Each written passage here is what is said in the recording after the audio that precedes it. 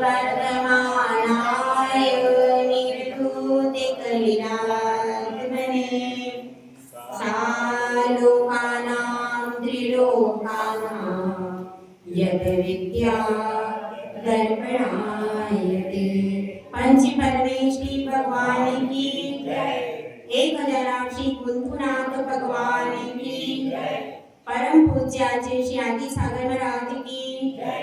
आचार्य श्री महावीर कीर्ति महाराज की जय। आचार्य श्री विमल सागर महाराज की जय। आचार्य श्री तपस्वी सम्राट सन्मति सागर महाराज की जय। आचार्य गुरु सुंदर सागर महाराज की जय। अहिंसा में विश्व धर्म की जय। जिनवाणी माता की जय।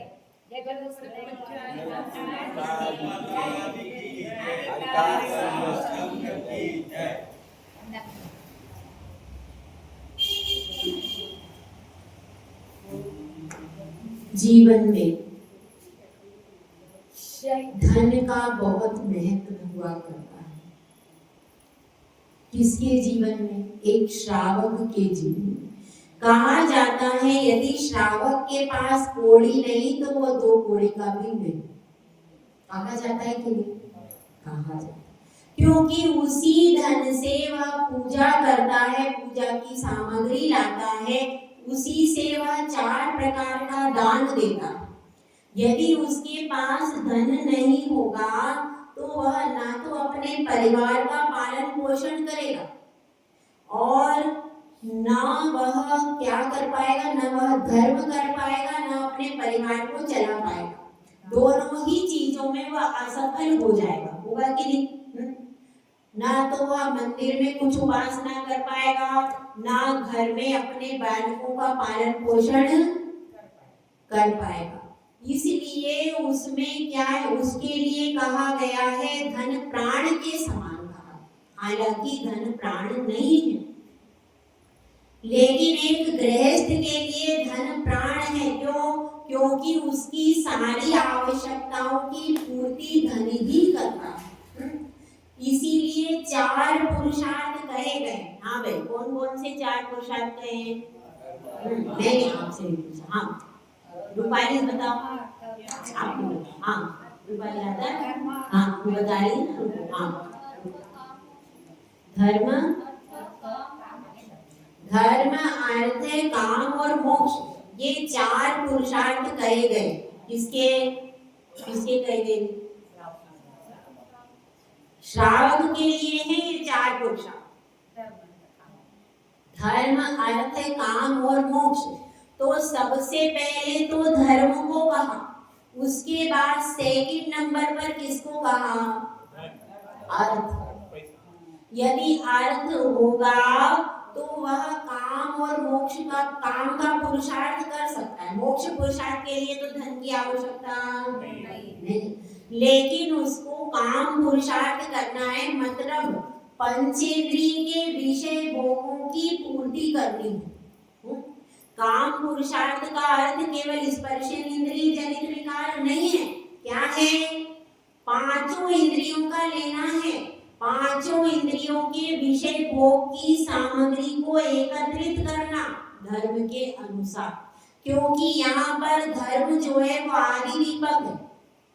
धर्म के अनुसार धन को कमाना, ऐसे व्यवसाय नहीं करना जिसमें हिंसा होती है, जो लोक निंदे, ऐसे व्यवसाय भी नहीं करना। और जिसमें हिंसा होती हो वह भी नहीं करना। जो उच्च कुल वाले नहीं करते हैं ऐसे व्यवसाय को भी नहीं करना। समझ में आई बात? तो यहाँ पर बात चल रही है कि धर्म, अर्थ, काम और मोक्ष, इसमें भी सेकंड नंबर पर रखा अर्थ पुरुषार्थ। और 4 को धर्म के अनुसार करना है, तब यह पुरुषार्थ कहलाएंगे। अगर यदवा तदवा तो सभी कर लेते, धर्म के अनुसार इन सबको करना है। तो इसी प्रकार से यहाँ पर जो बात चल रही है आज, उसकी क्या बात है? तो पहले तो क्रिया के बारे में कथन किया अहिंसा व्रत में कि अपनी क्रिया को कैसा करो कि उसमें हिंसा ना। अब उसी क्रिया में दूसरा चरण है, तो उस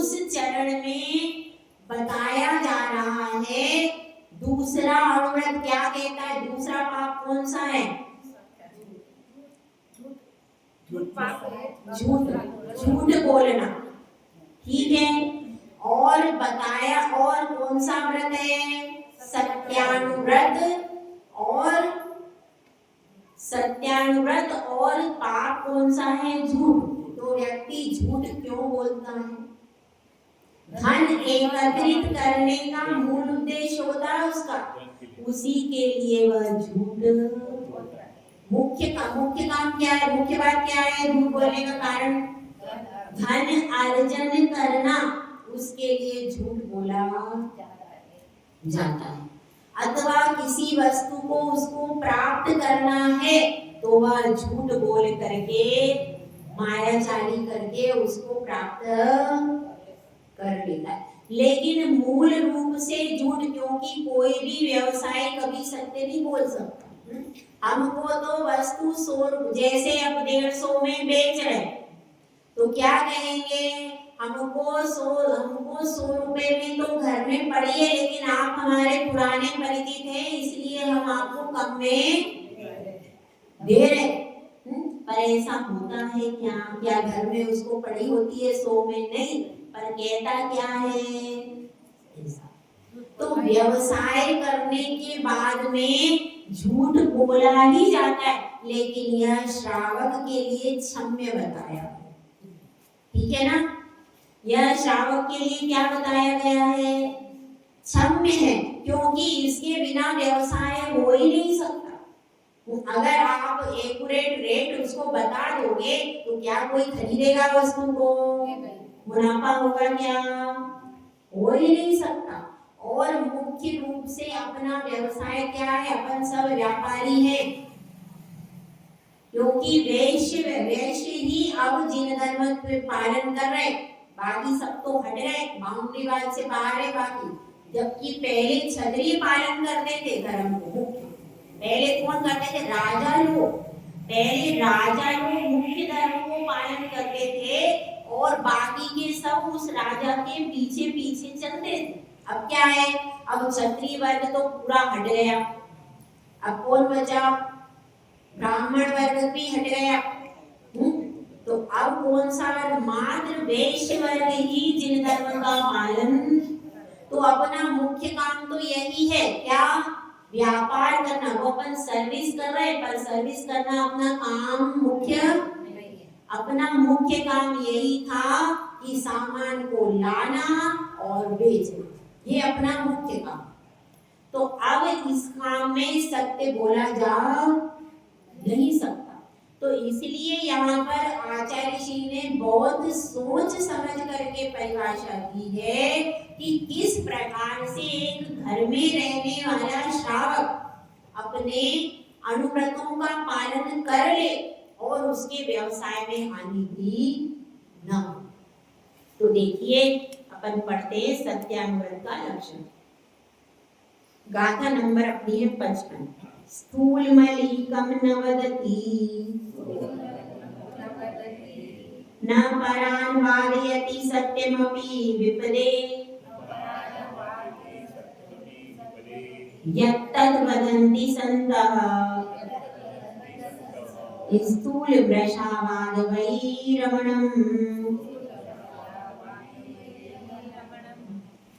स्थूल झूठ को नहीं बोलता है। स्थूल मलिकम न वदति। यहाँ पर देखिए झूठ के लिए नया शब्द ले आया, जैसे अलीक।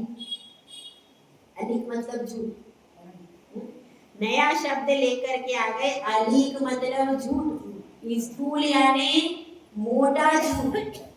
स्थूल मलिकम न वदति न परान वादयति सत्यमपि विपदे। और ना दूसरे से बोलवाता है क्या? सत्य।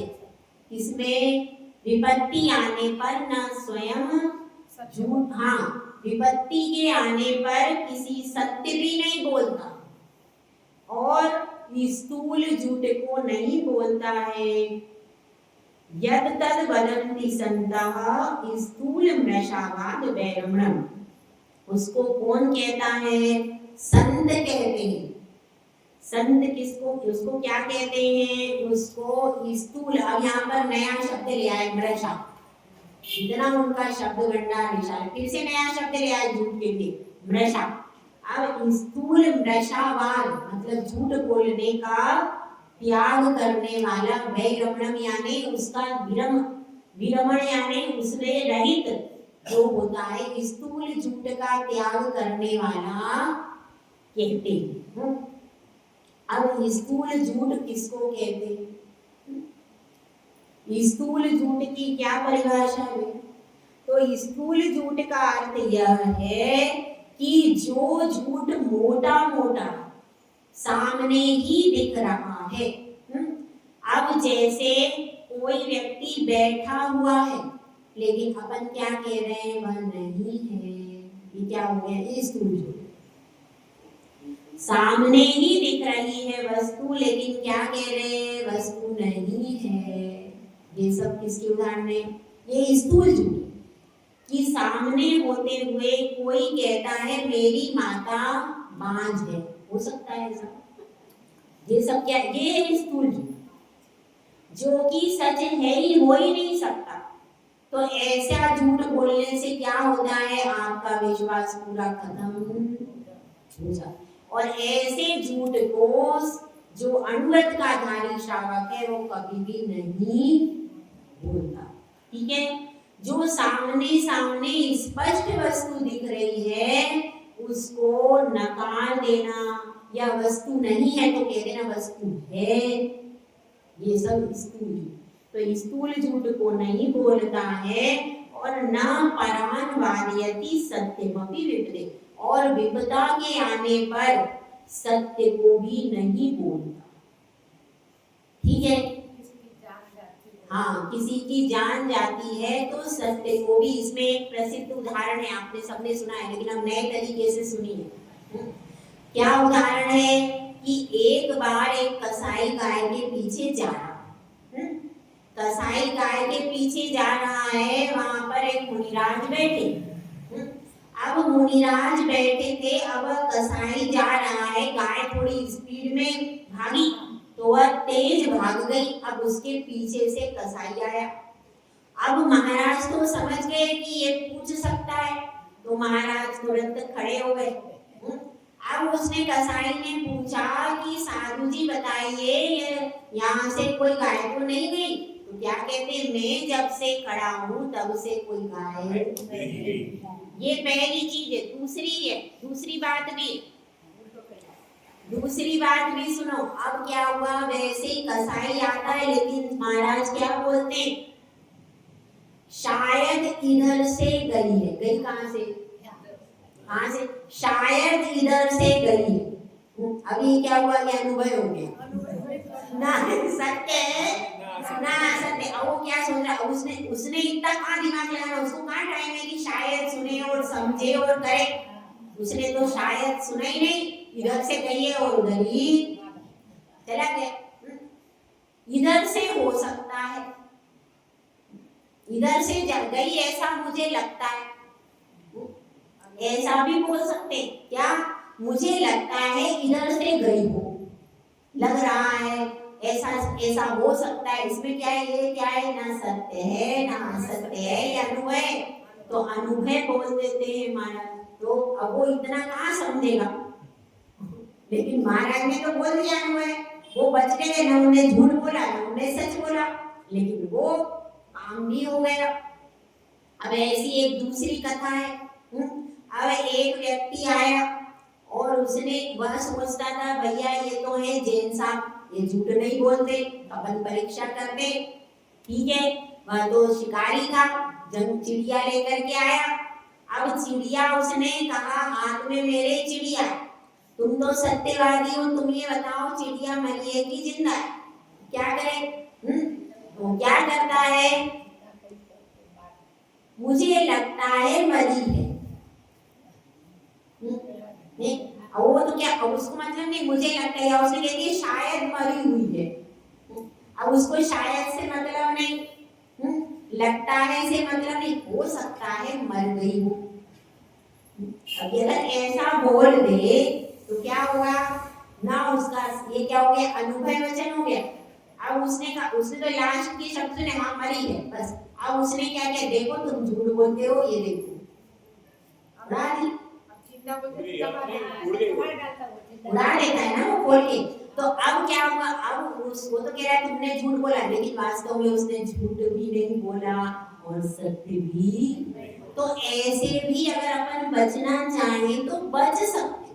यदि वो ये बोल देता, डायरेक्ट भी बोल देता है कि मरी है, लिखा है ना परान वादयति सत्यमपि विपदे, विपदा के आने पर दूसरे से सत्य भी नहीं बोलता। उस समय पर ये नहीं कहेगा कि वो जिंदा है, क्यों? अगर वो कह देगा तो अभी वो दबा देगा और मार के कह देगा कि तुमने झूठ बोला, वो तो हर प्रकार से तैयार बैठा, आप क्या करो? तो इस तरह उसमें क्या है, उसमें फायदा यह है कि उसके प्राण बच जाए। यदि वो डायरेक्टली कह देता है कि मरी हुई है तो उसको दोष नहीं है, उसने सत्य बोला। फिर भी उसने झूठ बोला, लेकिन लिखा हुआ है, स्पष्ट लिखा हुआ है, विपत्ति के आने पर सत्य भी नहीं बोलना। तो अब इससे क्या समझते हैं, कोई भी विपत्ति आती है, कोई विपत्ति में फंस रहा है, तो अपने को उसको बचाने की कोशिश करनी चाहिए। ऐसा नहीं कर देना कि अपनी विपत्ति के कारण किसी के, अपन सत्य बोलने के कारण किसी के प्राण चले जाएं, ऐसा नहीं करना। ऐसा अपने को किसको व्यवहार करना है, अनुव्रति के व्यवहार बता रहे।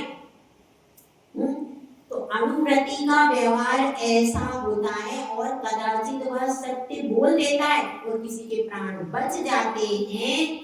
तो यदि वो झूठ भी बोल देता है और किसी के प्राण बच जाते हैं तो वो झूठ भी सत्य की श्रेणी में आता है। क्यों? क्योंकि उससे उस जीव के प्राणों की रक्षा। तो यहाँ पर यही बात आ रही है। तो देखिए अब इसमें प्रसिद्ध हुआ है, कौन हुआ है झूठ बोलने में प्रसिद्ध हुआ है, सत्यघोष। कौन हुआ है? आपको सबको उसकी कहानी पता है ना, कई बार सुनिए कि नहीं? सुनी तो है आप लोगों ने, कई बार सुनिए कि नहीं? सत्यघोष की कहानी कई बार आप लोगों ने सुनी है।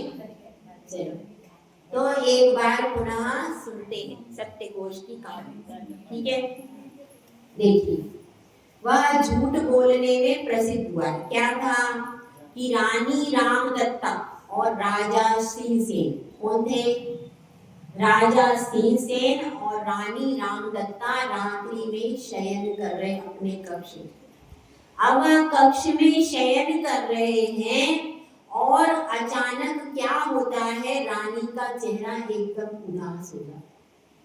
अब राजा देखते हैं भाई क्या बात हो गई है, और सुबह सुबह का समय है, सुबह सुबह वैसे ही चेहरा खिला हुआ रहता है।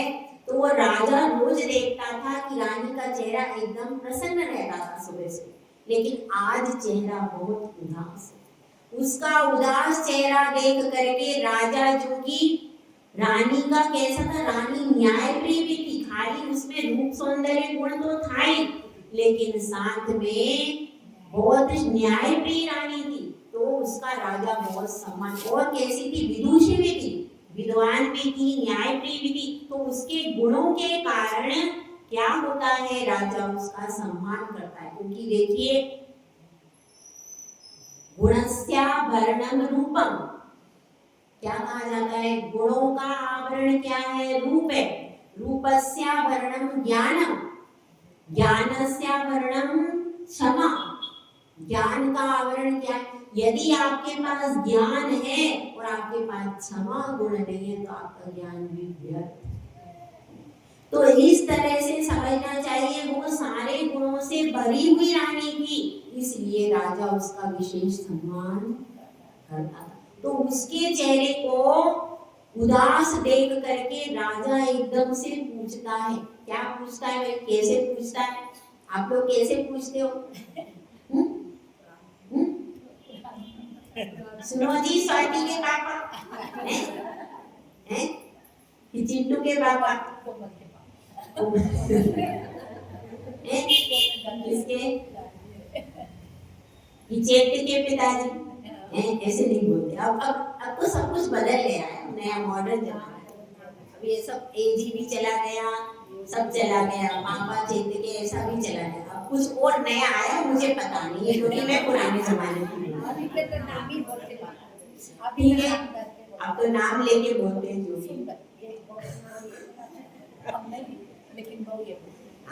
ठीक है, नहीं वो यहाँ पर तो सब अच्छे हैं भाई, कुसुम्बा वाले सब संस्कारी लोग हैं, वो बाहर के शहर में उधर उधर बोलते हैं, यहाँ तो सब अच्छे हैं। ठीक है, तो अब क्या होता है, तो वो बोलते हैं हे प्राण प्रिय, क्या बोलते हैं राजा, हे प्राण प्रिया तुम्हारा चेहरा क्यों उदास है। अगर ऐसा आज बोल दे तो वो रोती भी होगी तो भी खुश होगी, लेकिन आज अगर ऐसा बोल दे तो क्या होगा, वो रोती भी होगी तो सुन के एकदम खुश हो। लेकिन इसलिए आपने अपने खुश क्यों नहीं होती कि अपन अच्छा बोलते ही नहीं है, इसलिए खुश नहीं होती।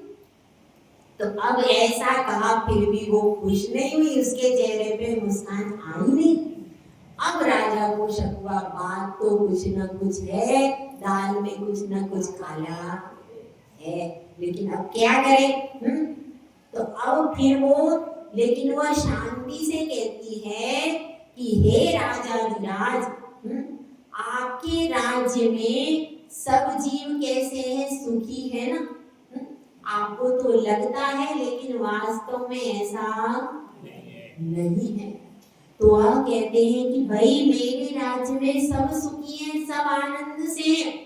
तो वह कहती है देखिए, और झरोके में देखिए। झरोके में जब राजा देखता है तो एक व्यक्ति जिसके कपड़े फटे हुए थे और वह वृक्ष पर चढ़ रहा था, उतर रहा था। तो राजा कहता है, तो रानी कहती है देखो हमारे राज्य में यह कौन है। तो राजा कहता है यह व्यक्ति तो मुझे अजनबी लगता है, यह हमारे राज्य का शायद नहीं है। इस पर भी तुम कहती हो तो उसे बुला करके पूछते, और उसको बुलाया जाता है उस व्यक्ति को। राजा उससे पूछता है भाई तुम इस तरह से, तुम्हारे कपड़े फटे हुए क्यों हैं, तुम इतने परेशान क्यों हो। तो वह कहता है कि आपके मंत्री जो सत्यघोष हैं उन्होंने मेरे रत्न गिरवी रखे थे, क्योंकि मैं परदेश में धन कमाने गया था, मेरा जहाज डूब गया और मैंने जो रत्न लेने के लिए आया तो मुझे भगा दिया, मेरे रत्न नहीं दिए। इस पर राजा सोचता है कि भाई मंत्री है और वह एक छुरी गले में रखता है, यदि मैं झूठ बोल लूं तो जबान काट लूं। जो ज्यादा जिस चीज का दावा करता है वो कभी भी सच्चा नहीं होता, ध्यान रखना। जो ज्यादा कहता है मैं सच बोलता हूँ, मैं सच बोलता हूँ, मैं ये करता हूँ, मैं वो करता हूँ, वो कभी भी सच्चा अच्छा। जो होते हैं वो कभी बोलते नहीं है, गरजने वाले बादल बरसते ये स्थिति। जो ज्यादा कहता है ना कि मैं ये करता हूँ, मैं वो करता हूँ, उसकी बातों का विश्वास कभी भी मत करो। तो इस तरह से अब क्या होगा, अब राजा एकदम से मंत्री को कैसे कह दे, उसके पास कोई सबूत तो है नहीं। वो पूछता है तुम्हारे पास क्या सबूत है, तुमने दिए, कहना कि मैंने तो कोई लिखा पढ़ी करी नहीं, तो किस बेसिस पे बताएं। तो अब क्या होता है, अब रानी कहती है कि हे राजन ये न्याय मुझ पे छोड़। और फिर रानी क्या करती है, सत्यघोष को बुलाती है, बुला करके और वहां पर कहां पर चौसर के उस पे बैठ जाते हैं दोनों।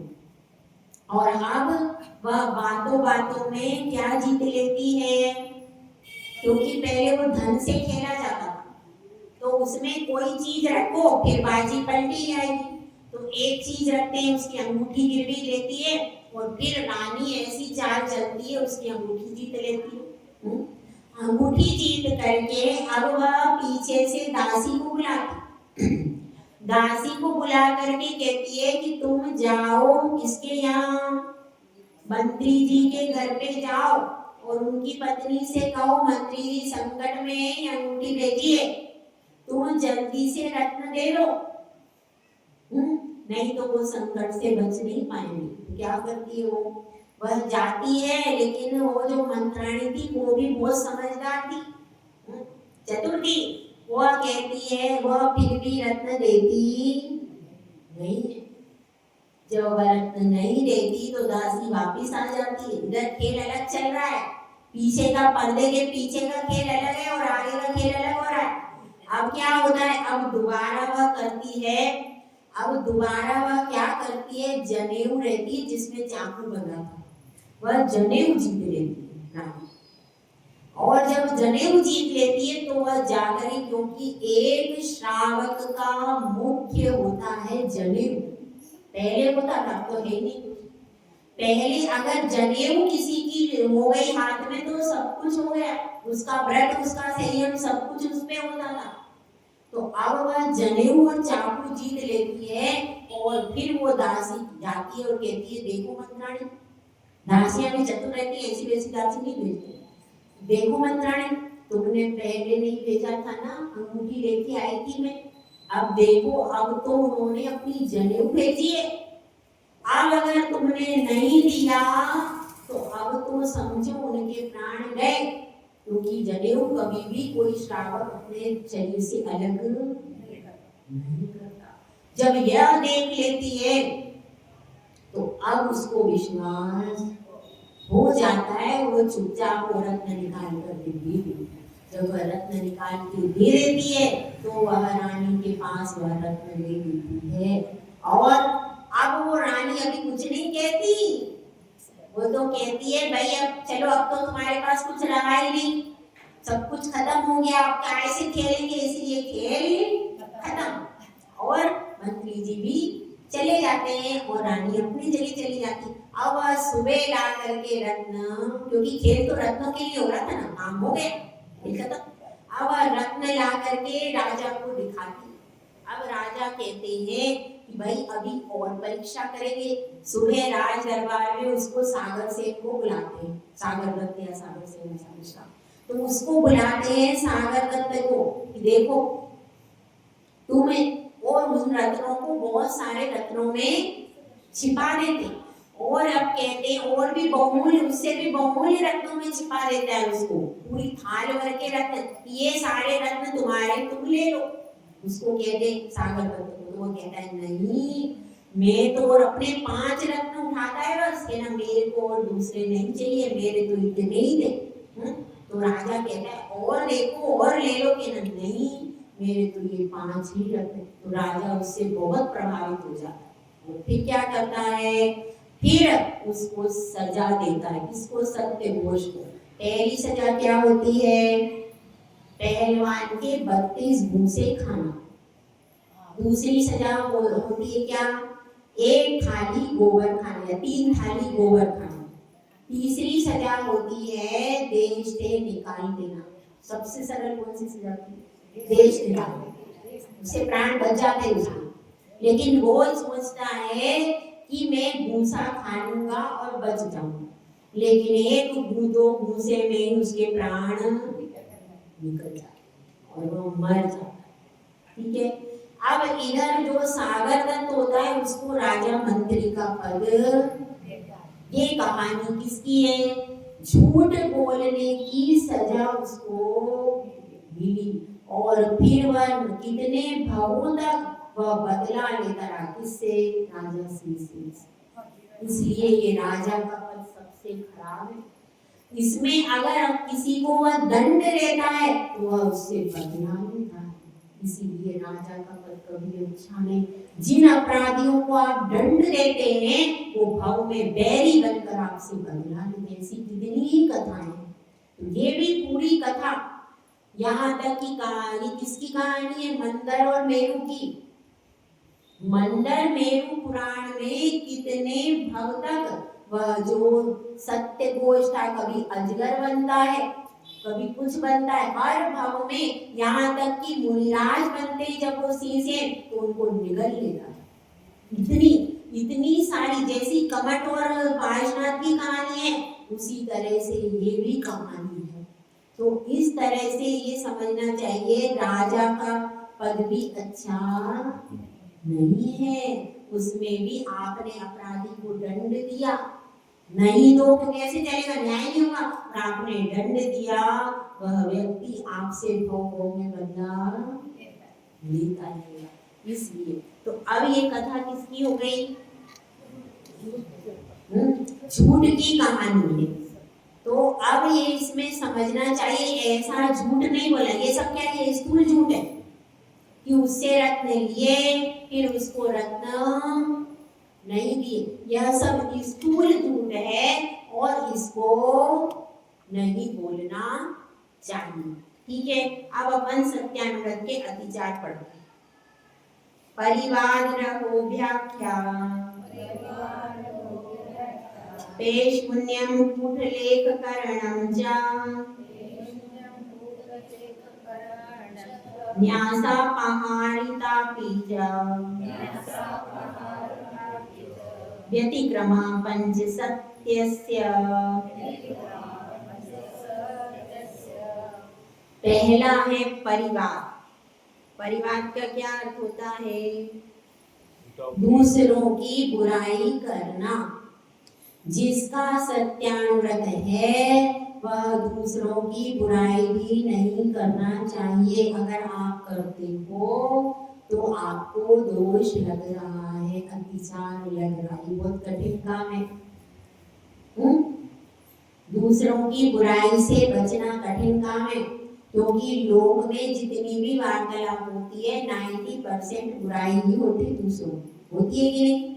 कहीं भी आप बैठ जाओ समाज में, महिला वर्ग में बैठोगे तो एक महिला दूसरी महिला की करेगी तो ऐसे इसलिए उसको ऐसी गप्प गोष्ठी में नहीं बैठना चाहिए। जो सत्यानुव्रत का धार्य है उसको ऐसी गोष्ठियों में नहीं बैठना चाहिए जिसमें एक दूसरे की बुराई की जा रही हो। तो परिवार का मतलब ये अतिचार है। परिवार का मतलब क्या हुआ, दूसरों की बुराई करना, ये परिवार है। दूसरा क्या अतिचार है, रहो व्याख्या। रहो व्याख्या मतलब किसी का गुप्त भेद प्रकट कर देना। किसी का कोई गुप्त भेद था, अब हो सकता है विवाह के पहले किसी का किसी से संबंध रहा, अब हो गए उसको 20 साल 10 साल, जो भी उसके बच्चे भी हो गए, वो अपने पति के साथ आराम से रहते। अब आपको किसी तरह से उसका पता चल गया और आपकी उससे यूं है, क्या है, तो अब आप सोचते हो भाई अब अवसर तो अच्छा है बदला लेने। अब आपकी उसके पति से बहुत ज्यादा, उसके परिवार से, उसकी सास से आपकी बहुत ज्यादा घनिष्ठता, बहुत घनिष्ठता, बिल्कुल घरों का। अब आप क्या सोचोगे कि भाई इसकी आप क्या सोचोगे कि भाई इसकी में, अब आपने यदि उसकी बात, उसकी सास आपके ऊपर बिल्कुल इतना विश्वास करती है, जो आप कहो वो सत्य, ठीक है। अब आपने यदि उसका भेद पुराना खोल दिया, क्या होगा, भले ही उसकी कोई गलती हो नहीं हो, कुछ भी हो, लेकिन अब उसका पुराना आपने बता दिया कि ऐसा था, पहले ऐसा था। अब क्या होगा, अब उसकी सास उसको ताना देना शुरू, पति ताना देना शुरू, अब उसका जीना वहां पे दुभर।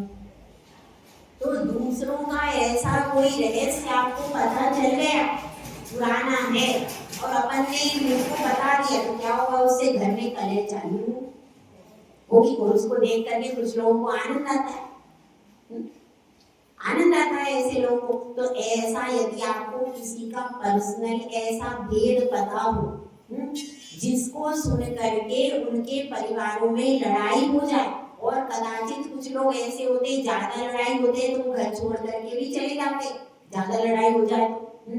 कोई लोग सुसाइड भी कर लेते। तो ऐसा भी कहीं घटना घट जाए आपके निमित्त से, इसलिए किसी का रहस्य उद्घाटन नहीं। पुरानी कोई बात है, कोई पता भी है, तो भी अब वो अच्छी रह रही ना उसकी गृहस्थी में, अब उसको बेकार में डिस्टर्ब। तो ऐसे रहस्य को किसी के प्राप्त करके भी उस रहस्य को नहीं बताना। दूसरा क्या है, तय शून्य, चुगली। चुगली कैसे की जाती है, चुगली कैसे की जाती पता है सब महिलाओं को? है? हाँ? सास आई, सास मंदिर में बैठी, पहले ज्यादा होता था तो कम होता, अभी अपने कुसुम्बा में नहीं होता, यहाँ तो सब कुछ होता, ठीक है। तो यहाँ पर क्या हुआ, सास आई और उसकी सहेली के पास में बैठी, क्यों तुम्हारी बहू क्या कर रही है? हाँ, वो फिर क्या, अरे सारा काम तो तुम करके आती हो, वो क्या करती है? हाँ, कुछ करती नहीं है। अरे ऐसी बहू कहाँ से ले आई? मैंने तो वो दूसरी वाली बताई थी, उधर की लड़की, उसको ले आती तो तुम्हारा घर स्वर्ग बन जाता है। तुम किसको ले आई? ना तो रूप की है ना गुण की है। अब तुमने कर ली तो मैं क्या करूं? अब भी समय, उसको समझाओ, कहो सारा काम उस पे छोड़ो, तुम कुछ मत करो, तुम तो रानी बन के बैठो। ऐसा उसको सिखा दिया। और तनिक कड़क बनो, ऐसी ढील पड़ोगी तो कैसे होगा? तनिक कड़क कड़क बनो, थोड़ा सा ऊंची आवाज निकालो, घर के बाहर जाओ तो चिंता नहीं करो, तुम सेठानी हो। अब ऐसा भर दिया सास को। अब क्या हुआ, वो 4-5 दिन के लिए सास कहीं बाहर गई। अब बहू आई, अब बहू को कहती है, अरे तुम तो कितनी अच्छी हो, सब काम क्या तुम ही करती हो, कुछ भी नहीं करती क्या सास? अरे आजकल तो जमाना बदल गया, आजकल तो पूरा काम सास करती है। तुम क्या करोगी? तुम पूरा काम उनसे करवाओ, तुम तो आराम से बैठ के खाओ।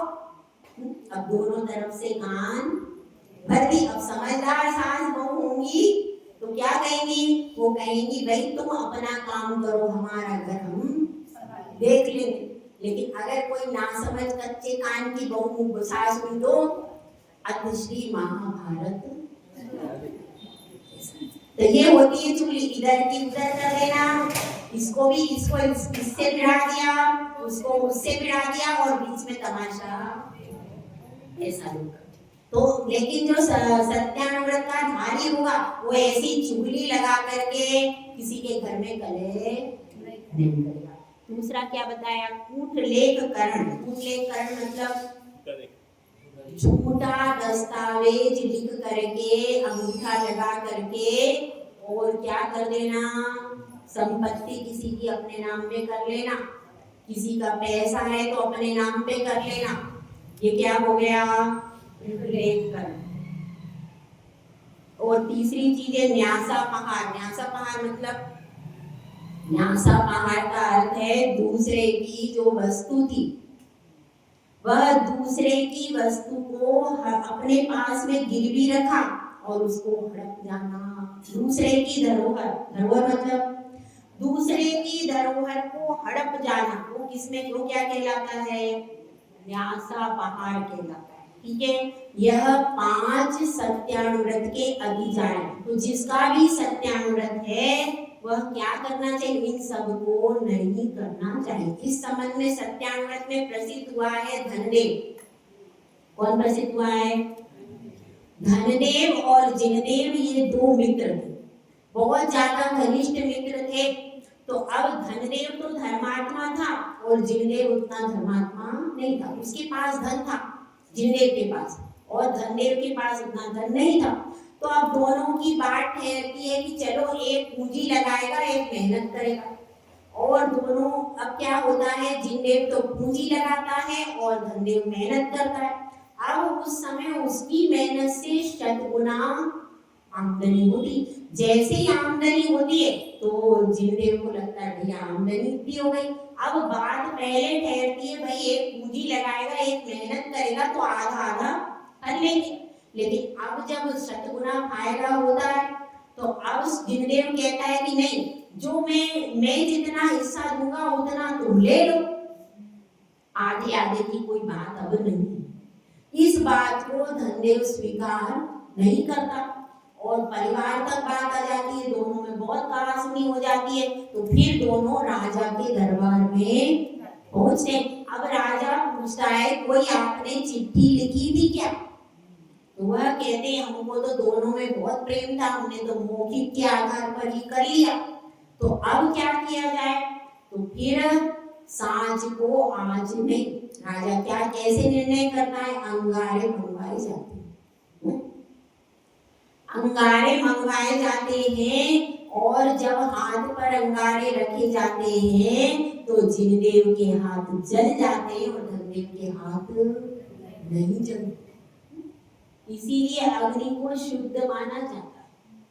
तो इस तरह से निर्णय होता है कि सही कौन है, धनदेव। और फिर राजा आधा धन धनदेव को दिलवाता। तो ये कहानी मतलब उसने सत्यानुव्रत का पालन किया, उसने जो सच बात की वही कही, दूसरी बात नहीं कही। इसी प्रकार से हमको भी सत्य का प्रतिपादन करना चाहिए, क्योंकि सत्य ही विश्वास है, सत्य ही संबंधों को स्थिर रखने में काम आता है। जय बोला जय सुंदर सागर महाराज।